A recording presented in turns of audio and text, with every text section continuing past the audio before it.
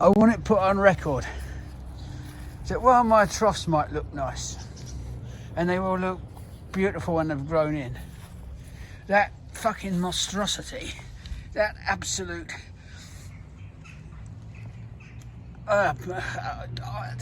words fail me. Even my rather limited vocabulary of obscene words cannot even. I can't say. I don't know what to say. It's horrible.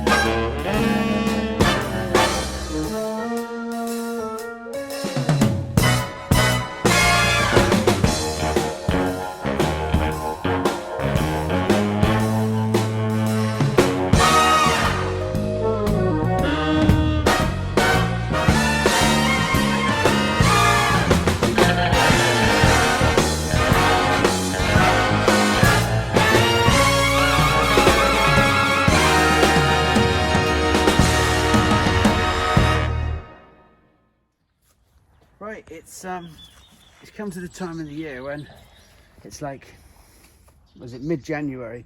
So we need to look at these trees that we planted to go over these, over this pier and over these wires.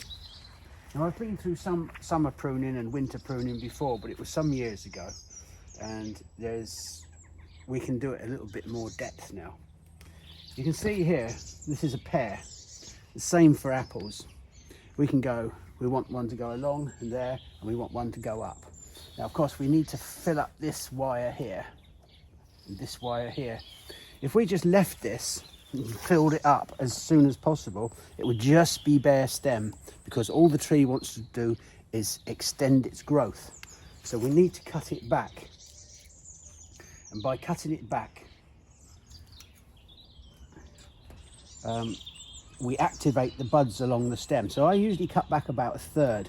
If it's weak, I cut back more, because otherwise you're just going to get other weak shoots. So I'm just going to cut back to about there. Take that one out. I'm going to cut back here. I'll move this tie along a little bit.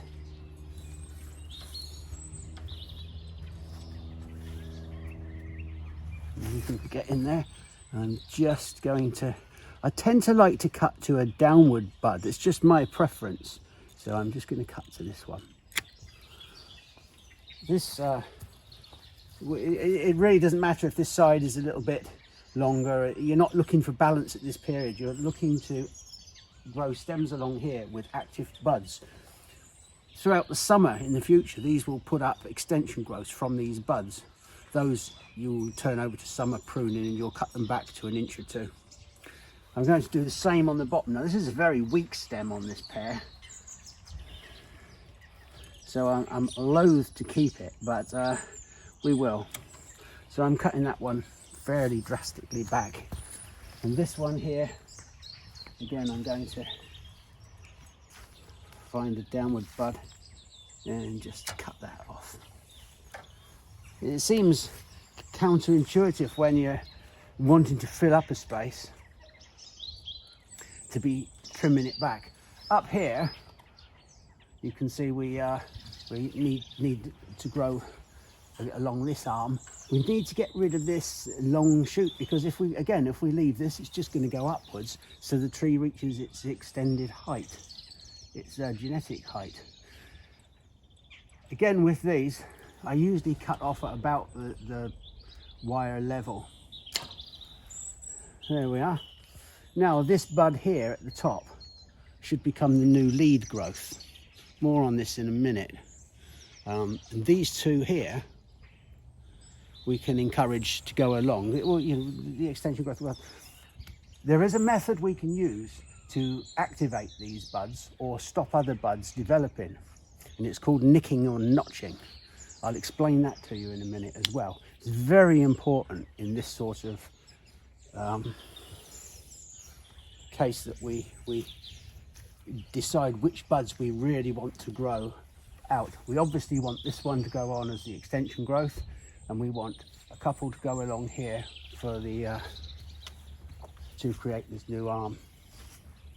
And it's the same all round. There's some apples here. I need to cut this one back, so I'm just going to cut this apple back here to there. I'm going to cut this one back too. I can feel the bud under there. You might want to look, but I'm quite used to doing it. And again, this one we're going to cut back. We want to encourage a couple of buds down here, so I'm just going to cut this one to create the extension growth for the coming year. And we'll bring that one round to this side.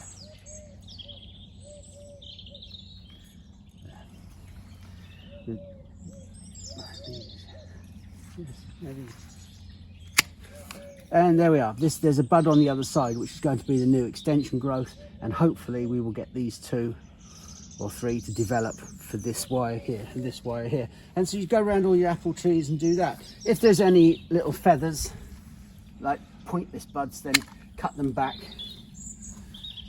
And then you have to hope that as the tree develops, the sap rises in the spring, the new buds develop, and you've got some more growth. As I say, if you didn't do this, all that would happen is the thing would get longer and longer and longer, and taller until it reached its genetic height, at which point it would start putting on natural side growth. Come round here, I'm looking at this one. This is another apple. You can see it's got some feathers, so I need to take that off, take that off, take that off, that off, and I need to reduce these back. So I'm going to go back to that one, and I'll go on the top one there, and then I need to cut this one back. Now this isn't as strong as I would like, so what I think I'm going to do is just go a little bit below, and then hopefully we'll get 2 or 3 or 4 that we can choose to carry along next year. And then we'll just go around them all like that. I'm not going to film all of this. That's it for that part. We'll have a look at apical dominance next. Now what I'm going to do here is explain to you about how this works. This is what we call apical dominance. It's the lead growth. If you look closely at this piece that I've just cut off, the top bud is the apical bud. Now that is the bud that's going to extend and extend and extend. The best way I can explain it is to turn a hose pipe on.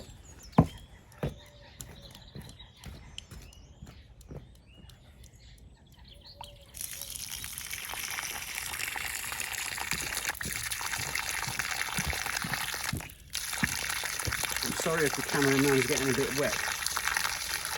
If we see this hose pipe as the stem, the trunk or the tree, as the sap rises it comes out the end. By cutting that off we stop the flow, right? So we've pruned that off. I've just stuck a plug in the end, or a sprinkler in the end, so all the energy has got nowhere to go. Now I'll just turn this back off.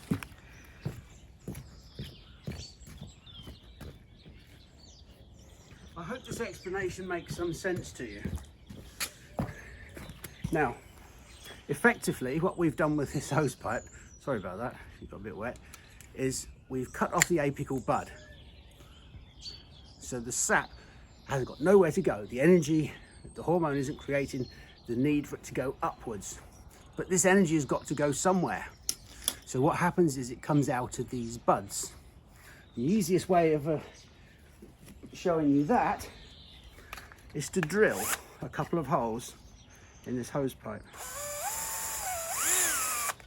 If I put a hose in there, a hole in there, hole in there, and a hole in there, and let's go for all 4.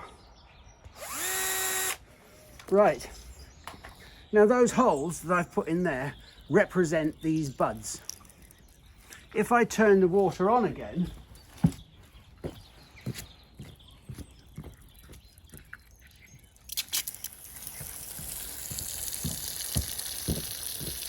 it's quite obvious that instead of the energy going up, it's coming out the side, out of these holes. This is what happens when you prune off the apical bud. The energy comes out the sides. Now we can use this to our advantage. The following year we can cut these off and create the ability for the thing to train it into different directions. I hope that makes some sense, but it's the best illustration I can come up with.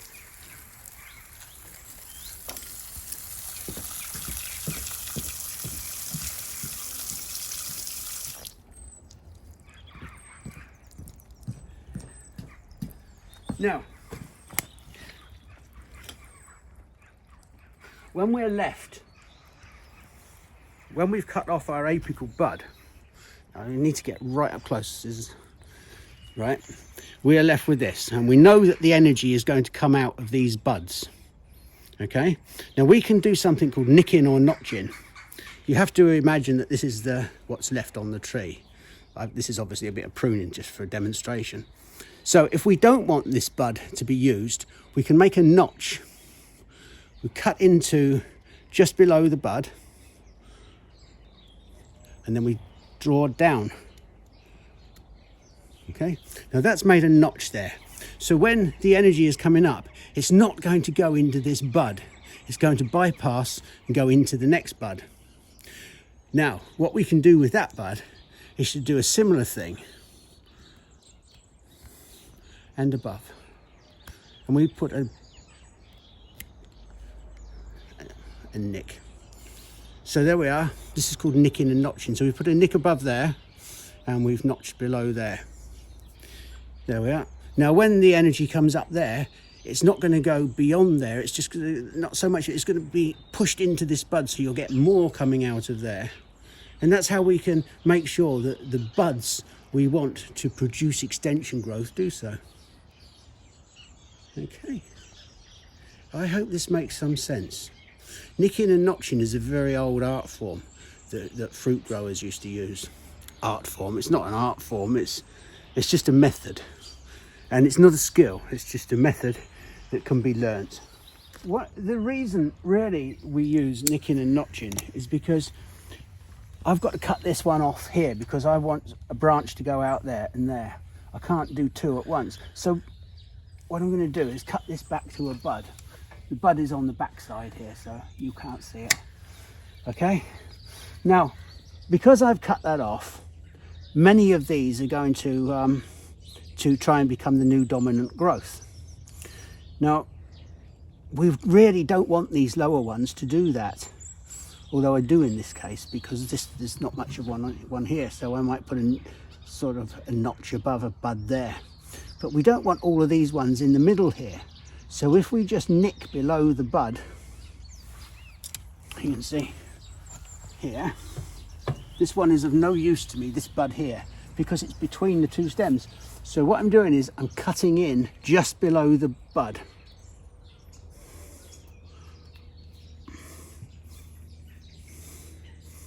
And you can cut into about a third of the depth of the diameter of the, and then I'm just going to cut down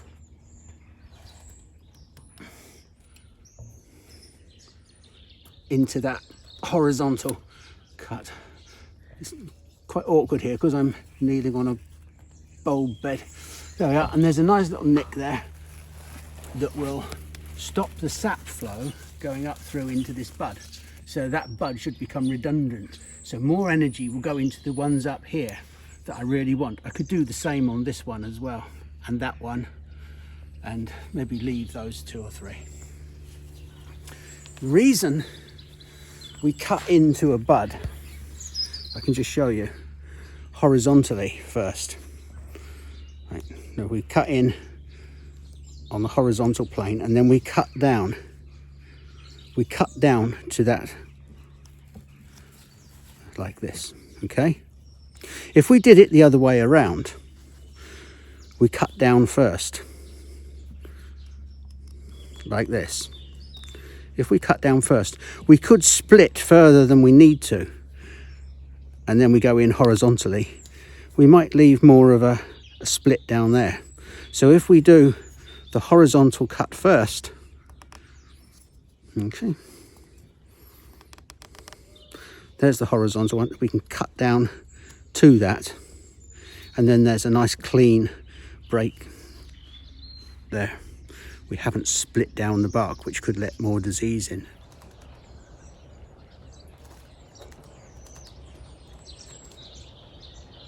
My dad told me only dirty people bath. That blackbird's obviously very dirty. So I've laid out the little square pots are the aconites, and then there's some leucojum in the round pots, and the same under this tree. So we'll have a look at them in the spring when they come out. I've just got to plant them now, which will take me a little while. Notice the kneeling stool with the handles, because I'm an old fucker now and I need some help. So that's about it. Obviously they'll look better in 2 or 3 years time, but they should look reasonable in this coming spring. We'll keep an eye on them.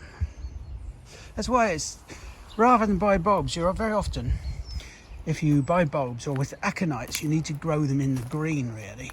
It's always best to pot them up for a year and just grow them on in pots. I prefer to do it that way. Sometimes you can plant the bulbs or the corms and they just get lost.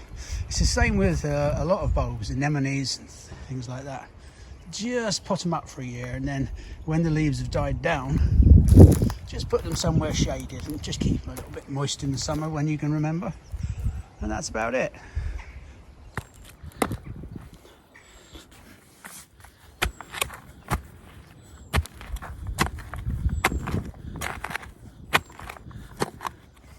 Before I move these paths, as I've explained to you, the place will look a bit like a building site, but I'm actually at the moment just looking for some shapely stones, or some stones that catch my eye. There is a little one there it's got some sort of strata on it. It might be useful.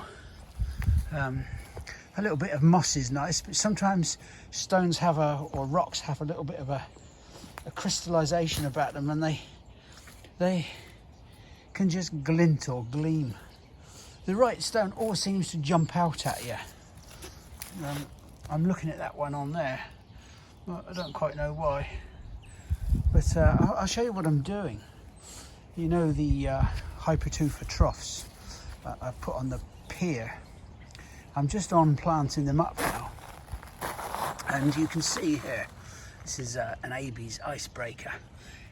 And if you watch the Plantsman's Corner or Plantsman's Diaries or the English Nursery Garden Year, you would have seen that I was a year or two back was propagating some alpines.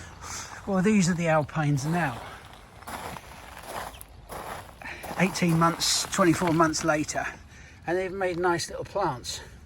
So I can use all of those.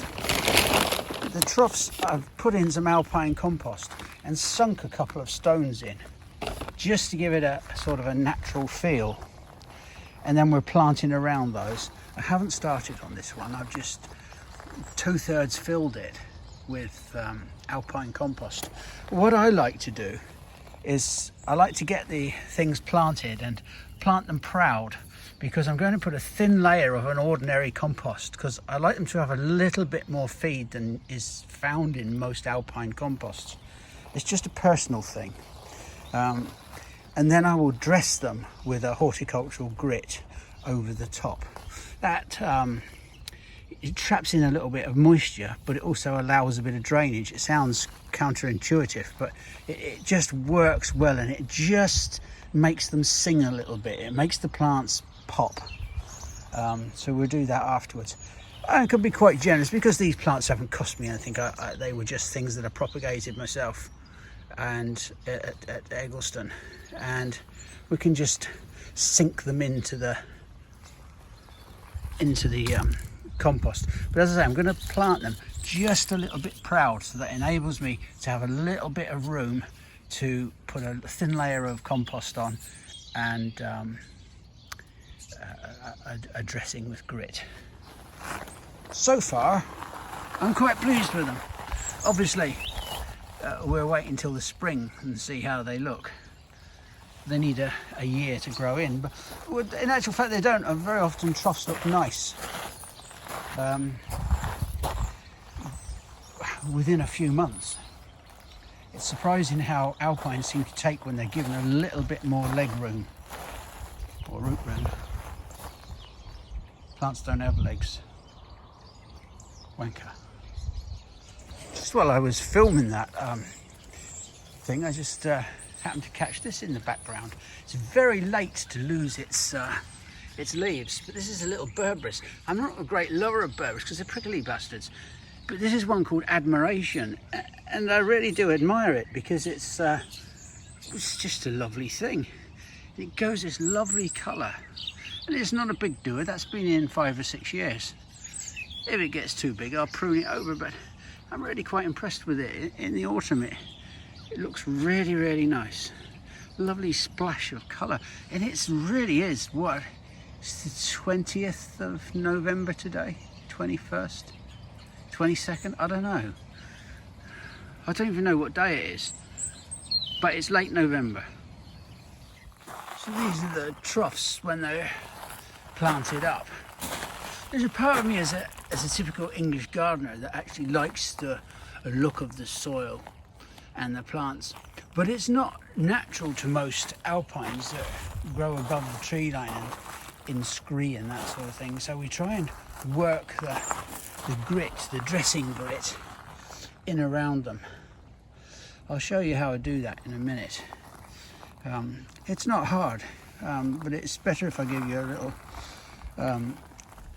demonstration on how I do it anyway. But I do like to just brush off any of the soil that's hanging on the stones, because you don't want it falling on top of the nice clean grit that you're going to put on. Sometimes the top of the pots have a few bits of bittercress in. You want to try and get as much of that out, any weed that's growing through the plants, get as much as that out as possible, because that'll save you a lot of fannying about later. One of the worst things about alpine is if you get some perennial grasses or something growing between the actual alpine itself, it can be very frustrating trying to pick it out. But yeah, so we can just get this grit in here.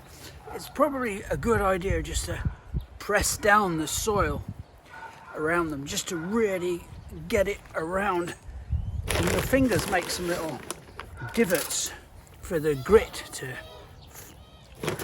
run its way into. It's worth taking some time on this. Don't just try and wang it on. Try and get it right up close under the plants themselves.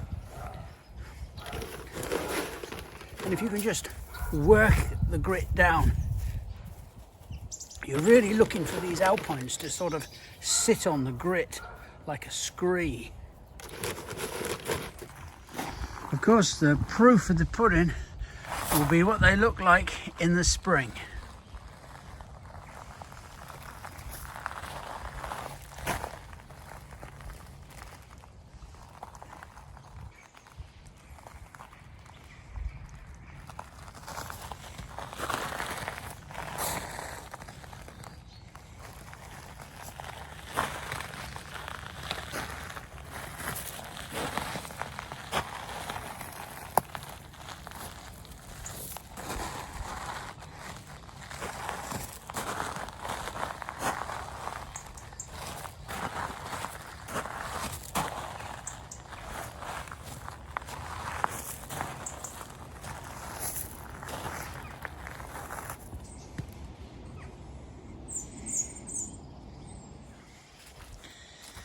And I have at last got these two weeping trees underplanted with winter aconites and the Leucojum vernum. I'm very pleased to have got that done because they spread around quite beautifully. The stone around the outside is just as a mark of where the Leucojum and the aconites are. They'll spread beyond those. I know it looks a bit Mary, quite contrary, but it'll do to demark that zone because I need to know where they are. That's why I've put these canes where I've planted bulbs around the outside, because I'm still working on this garden. I don't want to be standing on them, and you can't always remember things or where things are, especially when you haven't worked in a garden for so many years. We haven't done much in here, so it's important that I know what's under there. And I might do a bit more of that, and I do have so much stone to use up, so I'll just make these little zones around things to get it out of the way, if as much as anything.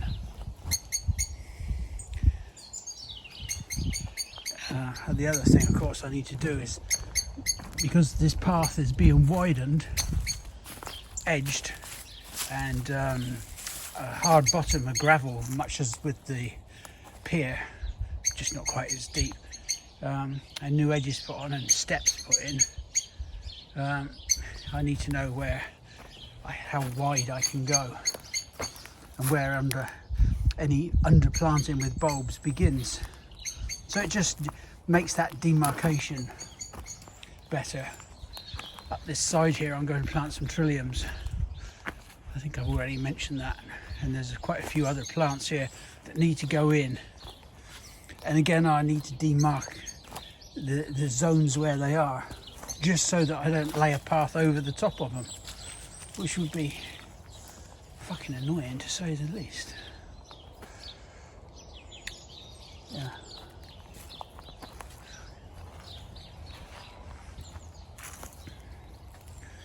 But winter is coming in. We have frosts and snow due in the next week, so now is the time to get as much done as possible. I want to get as much in the ground as I can reasonably expect to. It's a lovely evening. It's what is it, about the, what is it, Finn, 12th of January? Yeah, about that. There's no poem from Amanda this week. She lost her mum just before Christmas, and I think she's got a lot on her mind. She's also 60 on the 14th, so she's knocking on a bit. So I thought perhaps I ought to do a poem this week. It's not really my thing, I have to be honest.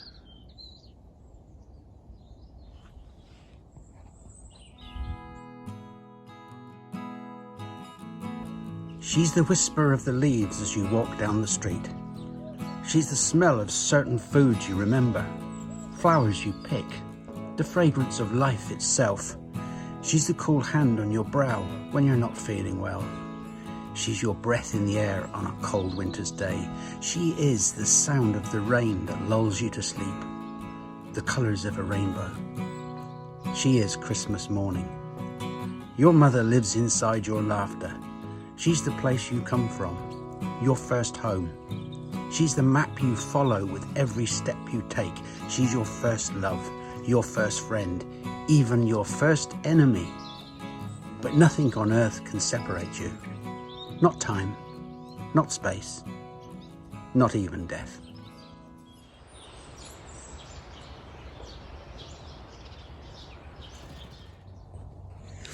Of the new hollies I've planted, it's nice to see, even as a young plant, one or two of them with some berry on. This is a particular favourite of mine. This is amber. It was a discovery from the Hillier nursery, which I believe you've just had a brief look round. Very old established nursery. Plant collectors. And it's nice to see these companies going and keeping going anyway. This is Rubiconus Aureus. It's not so much berry on this, but it's one of my favourites, the farmer's holly. It used to be used by farmers as a winter catch crop because it used to be so prolific. Very often the berries look like they've been frosted. They develop a very nice bloom on them. Here we have flavescens. It's nice to see flavescens with a berry on as well, albeit one. But one of my favourite hollies, I like Perry's Weeping Silver, as you know, but this is a lovely, this is really the variety that got me interested in hollies, because it grows in such a natural pyramid shape. Obviously this is just a young plant, and this is Handsworth New Silver. It has slightly less spikes on the leaves than a lot of the silver ones like Argentea marginata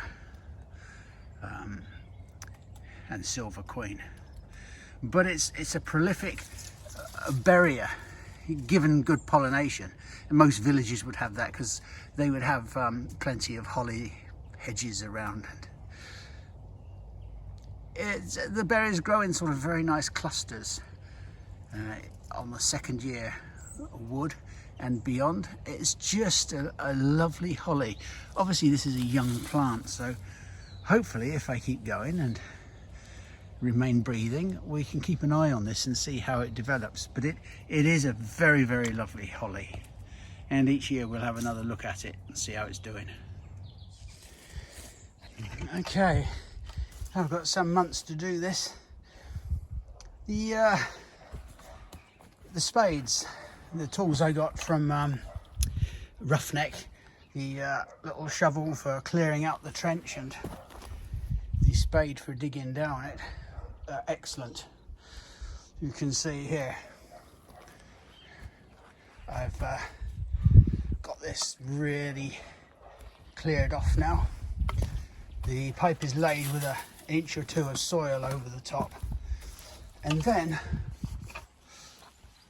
we've got a kind of a plastic tile thing that goes over the top of that, so that if you are digging down you can warn people that there is a pipe underneath it.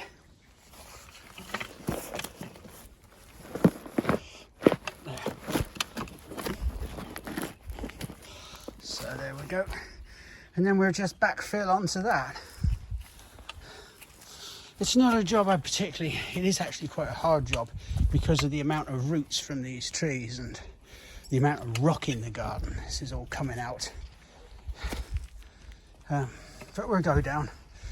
We have to go through here, past this Kifts gate, past this Kinfats here. Right, I nearly went arse over it there.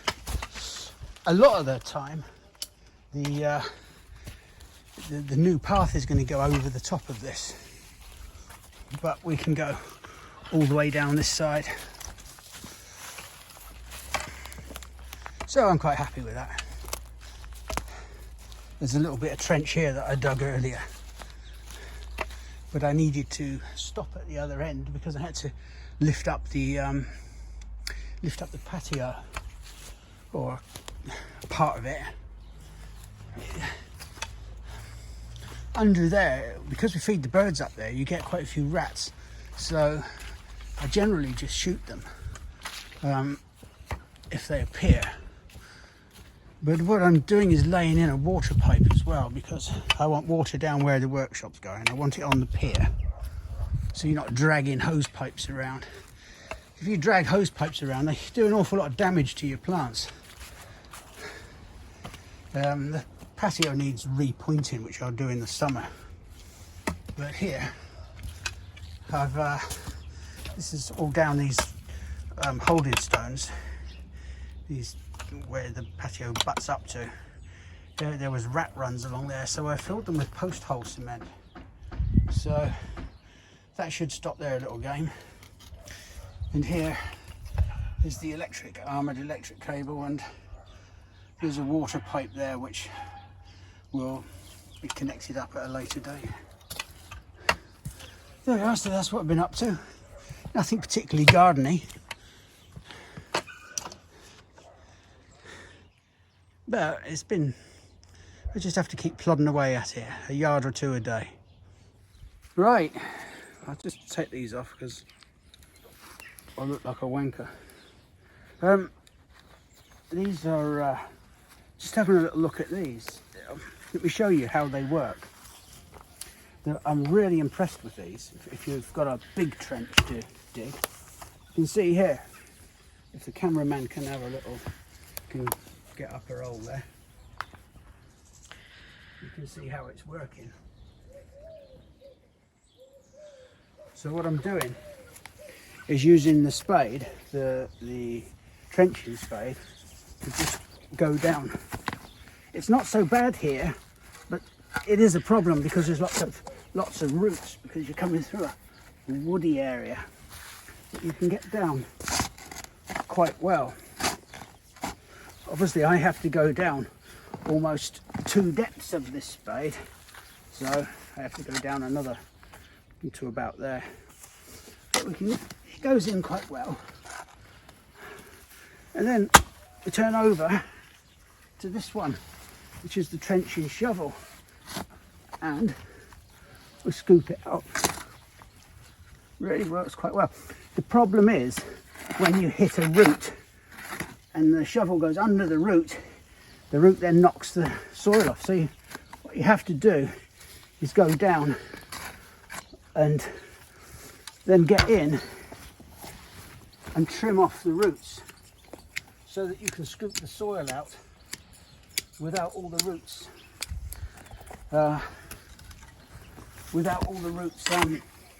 pulling the soil off of the trowel. You can see it works really quite well. The other thing I'm using is to scrape out the bottom is a Wolf. Now Wolf tools do a lot of interchangeable heads and they have a very nice small rake. I've had this a number of years, and you can just scrape up the loose stuff at the bottom and square off the bottom a little bit as well, because we have a tile to go in here, which is like a long plastic strip that covers up the cables, and then get back in. So yeah, these 2 tools, roughneck, 10 out of 10.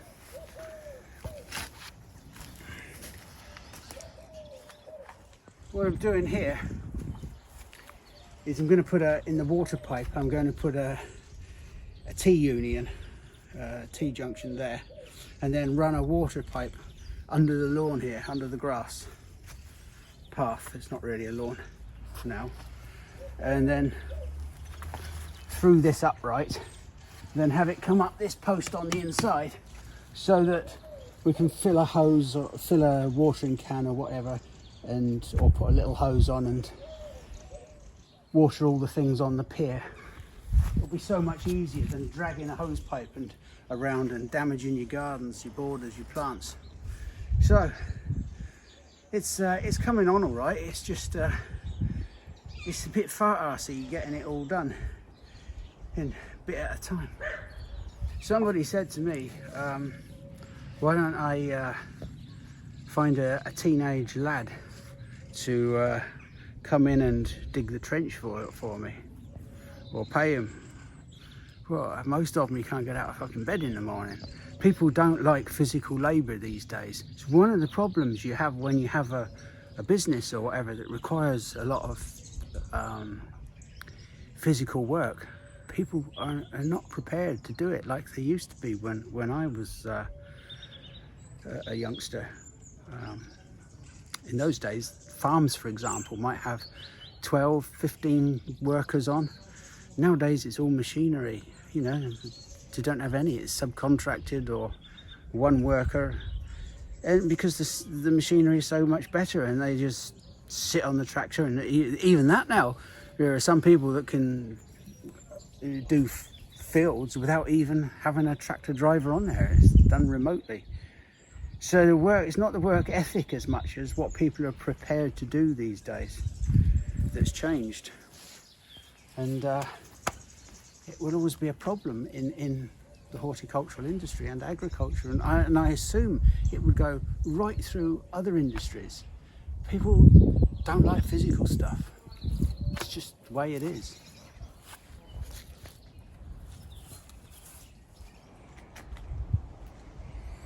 Now, look what Amanda bought me for Christmas. Or us.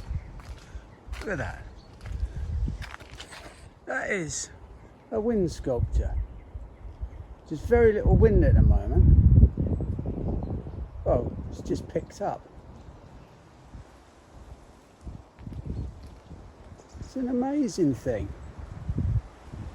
Well, the pipe isn't laid in, and it's all the backfilling to do. But the trench is done. I've put a standpipe down here. You can see I'm going to have to bring the pipe under those roots.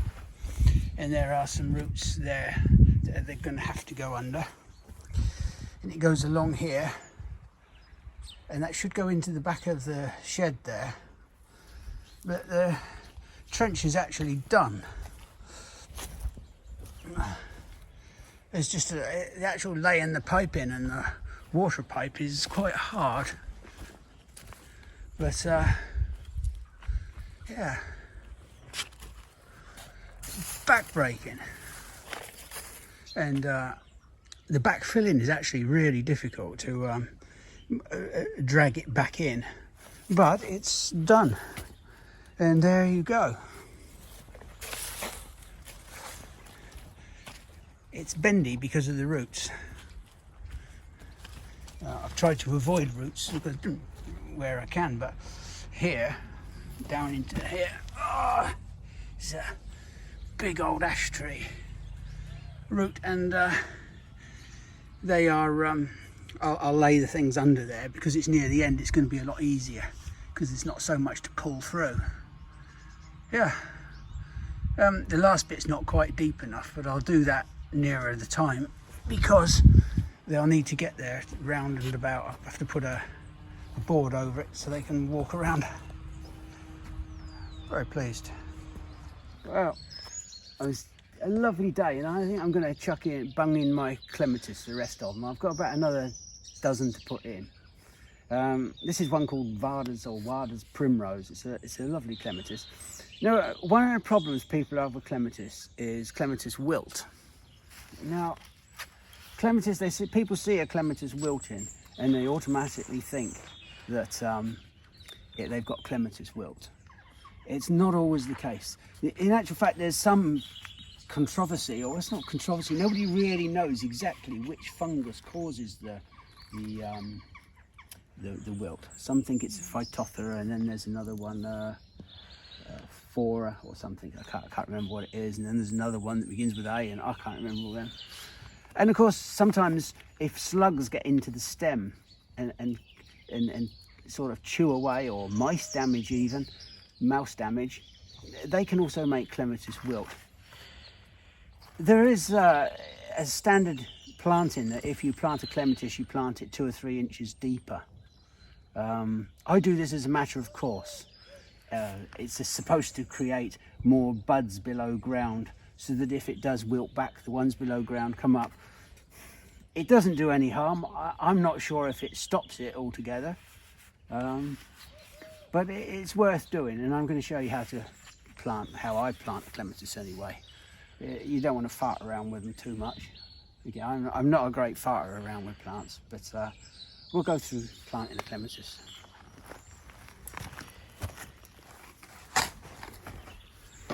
So I'm just going to dig a hole. I'm going to use this trusty trenching spade because it's in a long pot and I need to get it down deeper. As I've said to you before, I'm not a great one for digging over the gardens anymore now. I'd rather take out individual planting holes. I was very pleased to see on YouTube that Bunny Guinness is of the same persuasion. I think you've been in the business a long time, or you've been gardening a long time, you sometimes realise that some of the things we do over the years are sometimes just unnecessary and throwbacks to a time when big houses had plenty of gardeners and plenty of labour, and just like to see them working. Well, those days have gone.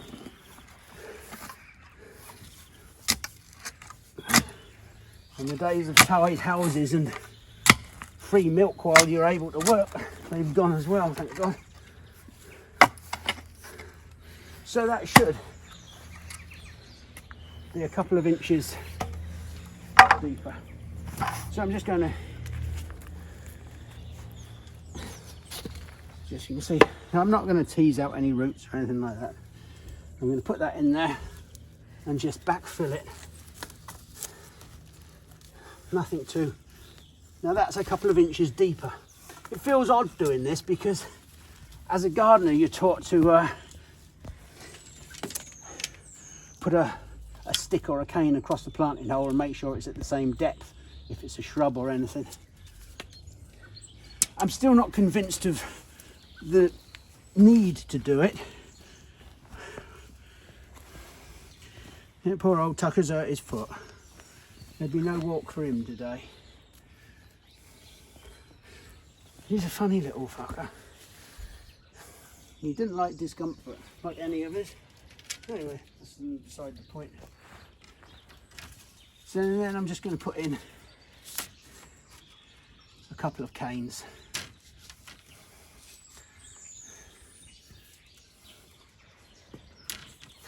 Just here. I've still got some of this plastic netting to put over the top of this arbour, and one through there. Yeah, just going to put them in there, and that'll do that. That'll be fine in there. That'll give it something to get hold up until it gets onto the netting. The other thing I want to do is just to drop my glasses. No, I had any. It's just to put 2 or 3 stones around the clematis. If you think of a clematis, it grows in the wild, and it grows and clambers up through trees and shrubs and things and hedgerows. When it does that, it's usually got its feet deep in the shade, and the plant climbs up for the light. It's the nature of their way, so they like cool root runs. So I'm just going to put 2 or 3 more around there.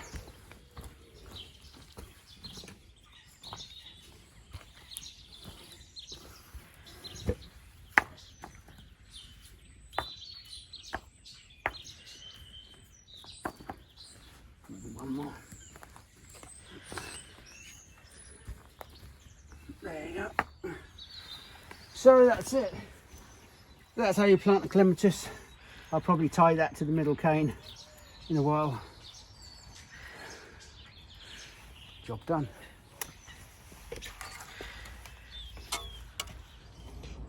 One of the jobs I want to do is get these delphiniums that we had last year into the ground. Now at Eggleston we use pig wire, but I want to use something a bit softer and gentler here.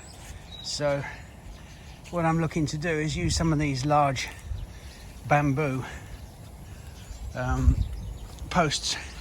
I've planted delphinium skyline in there, one of our big pots. It'll do much better in the open ground, and I've just put in 4 posts of bamboo, and then I'm going to lash some cross pieces to it to make it firm, and then they can just grow up and grow, and it should support them. These are quite large delphiniums, so they need some good support. It's also a little softer. The what I'm using is a kind of a Japanese lashing, what do they call it, palm rope. This stuff At the moment, I've got some in a bucket of water. You need to soak it for probably about an hour. And once it's well soaked, you can bind the cross pieces with it. And then as it dries, it tightens it further. One of the other things that you can do with a bamboo is that you can lash above a node here, and just above this, in sort of an internode area, so that when it's tightened, it's a bit thicker there, so it's not going to drop down. I've done this so that they're all approximately a few inches above ground. Sorry, they're all basically the same distance from the top or height above ground. We can always adjust the level afterwards. It's just a simple question of tapping it into the ground a bit more. But yeah, I'll show you when it's done. So here we go. There you are. That's they've been soaking in there. Sometimes you have to put a bit of a rock on them to weigh them down. They've been in there a good hour now, and I've already done one. There you can see here as these bindings dry, they will tighten. I'd rather not put any labels in these, they'll just get lost, so I've just scratched the name of the delphinium onto the top of the cross pieces. They don't have to look, if you make them look too square and too perfect, they look a little bit unnatural, but I quite like them. And if I need to tie the delphiniums up a bit lower down, or just stop them coming out the sides of the thing, I'll just put a bit of twine round, just ordinary garden twine, and then we'll just, as they get taller, most delphiniums are 5 or 6 feet, these are about 3 foot tall, so once they get up to there, they'll support themselves. The idea is to allow them to grow out as much as possible, rather than look like a trussed fucking turkey, because you just don't want to look like a trussed turkey. Or a trussed chicken, come to that, it doesn't matter, whatever it is, they look trussed up, you know what I mean. I don't think I'd put that very well.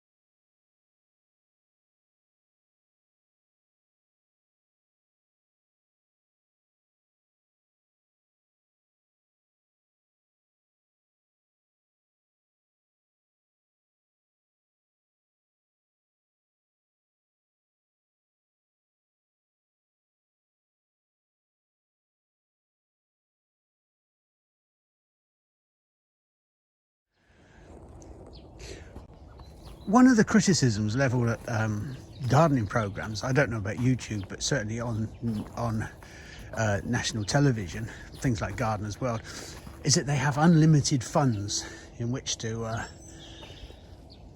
produce their programmes. And very often in the past you would look at a gardening programme and they dig down into the soil to plant something, and it would be lovely and lush and tilthy and dark and healthy. And for most people, almost everyone, their own soil bears no resemblance to what you would see on television. It's just too perfect. And that's always been one of the problems.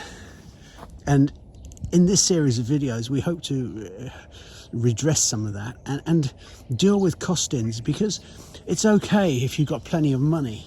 You can throw it at a gardener and bring in landscapes. To do this garden, I allowed myself a budget of £5,000, of which I've used about half of it so far.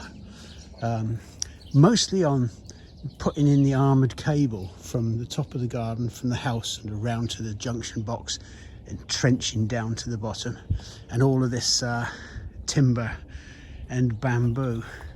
And of course I bought a lot of edging as well, this from recycled edging to make the paths with. That ate up about half of it in materials. Of course you don't have to use those, or you can just do it a bit at a time. I mean, I'm going to use those things over a period of about 3 years. And of course there was a lot of materials around the garden, like all this old stone and things. It's a question of just using what you can find and what you have. At the moment, I'm putting in these bamboo uprights for the tall delphiniums that we have. They are quite special delphiniums. You saw them last year. And lashing them. More on that later. But yeah, I think it's important to have a budget. If you get landscapers in to do things, it really, £5,000 isn't a great deal of money over a period of say 3 years. I was fortunate that I bought the timber, of which I have quite a lot left down here, before the price almost doubled. There's a lot there for making the paths and raised beds, and for making a bench when the workshop comes. I haven't included the workshop in that because frankly that was sort of a retirement present, and that was it. Now I've shown you how to make lots of these hypertufa troughs. So instead of having stone troughs, you can create those, which are almost nothing to make. We've put in water pipes. I'm trying to keep half of the money back because the pond project is not something I'm not going to get people in to do it. I'm going to do it myself with the through watching Crystal Clear Aquatics, really. So the labour is nothing, but I'm not sure of the costings for this pond. We want to put a good liner in it. You know, I thought, what is it? Well, anyway, there's the thinner liner, and then there's the Firestone liner. I can't remember the width of it now, but it doesn't matter. I think it's 1 millimetre or something. It's the stronger one. Let me show you how good I am at water gardening. I haven't really got a clue. But anyway, and then do we put a stream in? Do we run it through a filter, or do we just have it as like a natural wildlife pond? Which would be the cheaper option.